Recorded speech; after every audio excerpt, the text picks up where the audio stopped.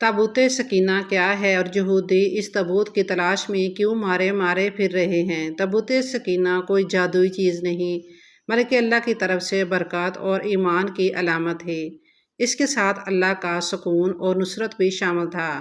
آج کے دور میں اس کا مقام کہاں ہے؟ کچھ لوگ کہتے ہیں کہ یہ کھو چکا ہے اور کچھ کہتے ہیں یہ کہیں محفوظ ہے۔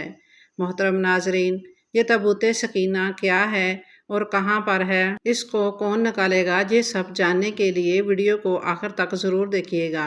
حضرت آدم علیہ السلام کے دنیا میں تشریف لانے کے بعد اللہ تعالیٰ نے انہیں شمشاد نامی درخت کی لکڑی سے بنا ہوا اور سونے کا کام کیا ہوا 3 گز لمبا اور 2 گز چوڑا ایک انوکھا صندوق عطا فرمایا، جو کہ منتقل ہوتا ہوا حضرت یعقوب علیہ السلام کو ملا اور آپ علیہ السلام کے بعد آپ کی اولاد بنی اسرائیل کے قبضے میں رہا اور پھر حضرت موسیٰ علیہ السلام تک پہنچا۔ اس صندوق کو تابوت سکینہ کہا جاتا ہے۔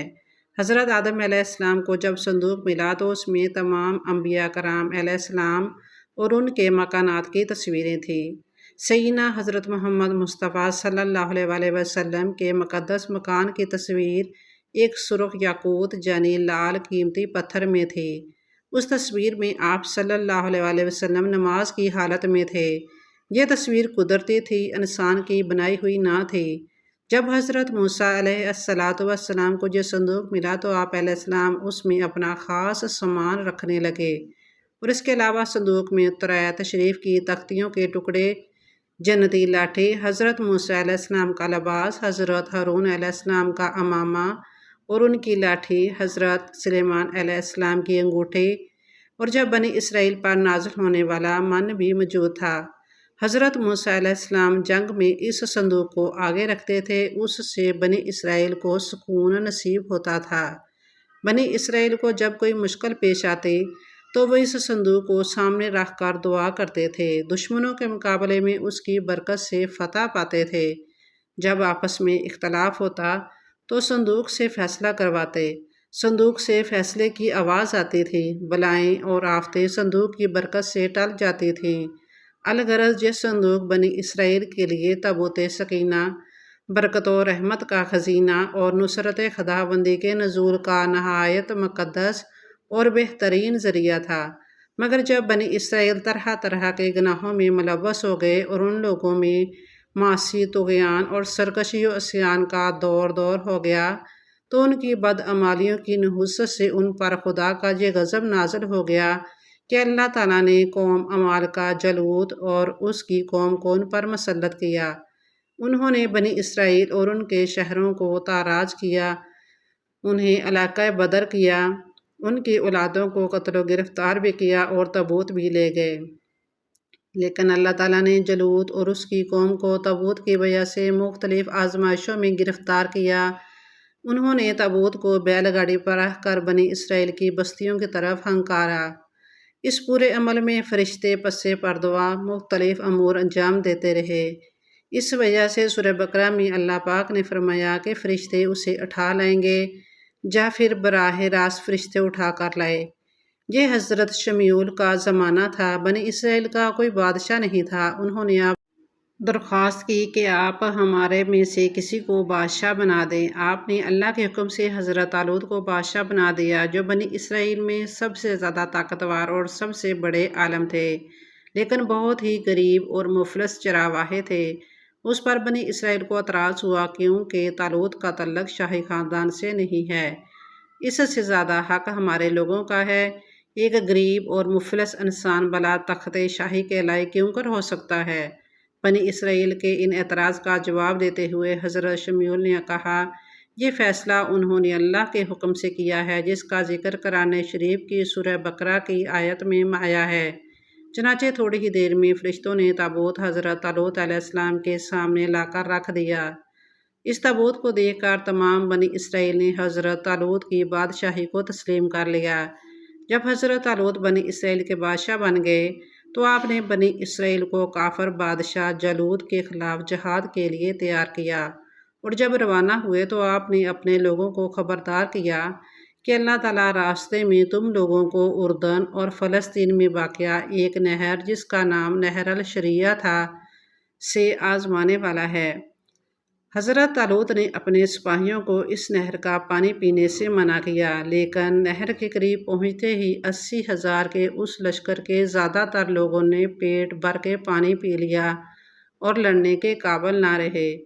صرف طالوت آپ کا حکم بجا لائے اور 4,000 سپاہی۔ آپ نے اللہ کے حضور گڑ گڑا کے دعا کی جو قبول ہوئی اور اللہ نے انہیں فتح سے ہمکنار کیا۔ جالوت بہت طاقتور تھا۔ حضرت طالوت نے اپنے لشکر میں اعلان کیا کہ جو شخص جالوت کو قتل کرے گا میں اس کے ساتھ اپنی شہزادی کا نکاح اور اپنی آدھی سلطنت بھی اس کو عطا کر دوں گا۔ جنگ شروع ہوئی تو حضرت داؤد علیہ السلام نے جالوت کو جان سے مار دیا، جس سے اس کے لشکر کے حوصلے پست ہو گئے اور کفار کو شکست ہو گئی۔ حضرت طالوت نے اپنی شہزادی کا نکاح حضرت داؤد علیہ السلام سے کر دیا اور انہیں اپنی آدھی سلطنت کا بادشاہ بھی بنا دیا۔ اس کے 40 سال بعد حضرت طالوت کا انتقال ہو گیا اور بعد میں حضرت شمیول کی بھی وفات ہو گئی، تو اللہ تعالیٰ نے حضرت داؤد علیہ السلام کو بادشاہت عطا کر دی۔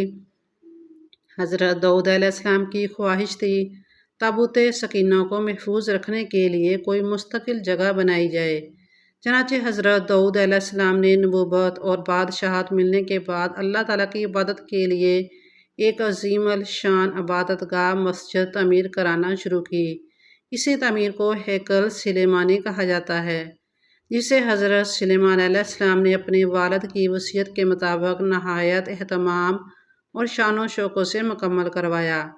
جہاں تک اس کی تعمیر میں اتقان و استحکام کے لیے جنات سے بھی خدمت لی، چونکہ حضرت سلیمان علیہ السلام نے اس مسجد یعنی بیت المقدس کی تکمیل کی اور نمایاں عظیم الشان تعمیرات آپ علیہ السلام نے کروائیں، اس لیے اسے ہیکل سلیمانی کہا جاتا ہے۔ معلوم ہوا کہ ہیکل سلیمانی سے مراد وہی مسجد یعنی بیت المقدس ہے جس کی تعمیر کا ذکر قرآن مجید میں بھی کیا ہے اور جو آج تک موجود ہے، جہاں سے رسول اللہ صلی اللہ علیہ وسلم کو معراج کے موقع پر آسمانوں کے سفر کے لیے لے جایا گیا۔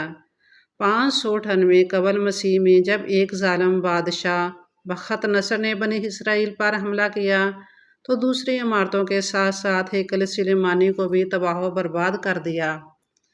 اس افراتفری میں تابوت سکینہ غائب ہو گیا اور آج تک اس کا کوئی سراغ نہیں مل سکا۔ قرآن مجید میں اللہ تعالیٰ نے سورہ بقرہ میں اس مقدس صندوق کا تذکرہ کرتے ہوئے ارشاد فرمایا کہ ان سے ان کے نبی نے فرمایا، اس کی بادشاہی کی نشانی یہ ہے کہ آئے تمہارے پاس تابوت جس میں تمہارے رب کی طرف سے دلوں کا چین ہے اور کچھ بچی ہوئی چیزیں ہیں معزز موسیٰ اور معزز ہارون کے ترکہ کی، اٹھاتے لائیں گے اسے فرشتے، بے شک اس میں بڑی نشانی ہے تمہارے لیے اگر تم ایمان رکھتے ہو۔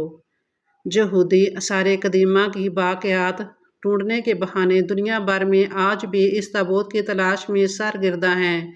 فلسطین کا بہت سا علاقہ انہوں نے چھان مارا ہے۔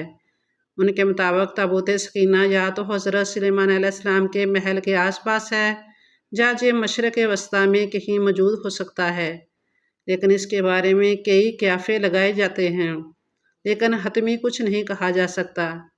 یہ امر طے ہے کہ بنی اسرائیل کے ساتھ تعلقات بحال کرنے کے حق میں دنیاوی فوائد کی دلیلیں دینے والے دانشور یہ بھول جاتے ہیں کہ اللہ تعالیٰ نے قرآن شریف میں واضح طور پر کہا ہے کہ یہود و نصاری بھی تمہارے دوست نہیں ہو سکتے۔ انوکھا صندوق کب اور کسے ملے گا؟ قیامت کے قریب حضرت سیدنا امام مہدی جب تشریف لائیں گے تو وہ اس صندوق کو فلسطین کی تبریہ نام کی ایک مشہور جھیل سے نکالیں گے، جبکہ ایک قول کے مطابق آپ اسے ترکی کے شہر انطاکیہ کی کسی غار سے نکالیں گے۔ محترم ناظرین، آپ کی اس بارے میں کیا رائے ہے؟ کمنٹ سیکشن میں اپنی رائے کا اظہار ضرور کریں۔ شکریہ، جزاک اللہ خیراً۔